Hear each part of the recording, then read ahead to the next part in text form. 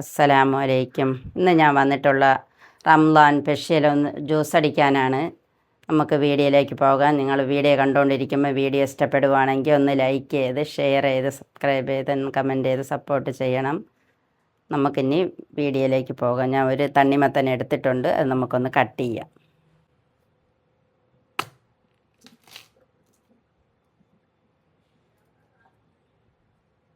ഇത് കട്ട് ചെയ്തെടുത്തിട്ടുണ്ട്. ഇനി നമുക്കത് ചെറിയ പീസായിട്ട് കട്ട് ചെയ്യാം.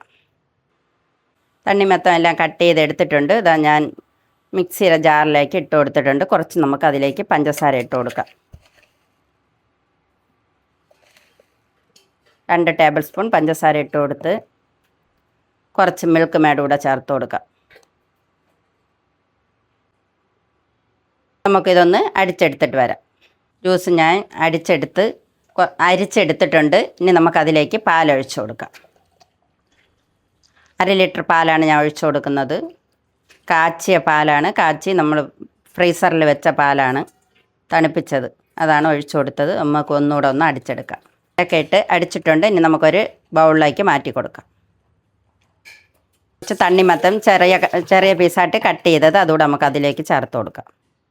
കുറച്ച് കസ്കസ് കുതിർത്തി വെച്ചത് അതുകൂടെ നമുക്ക് അതിലേക്ക് ചേർത്ത് കൊടുക്കാം.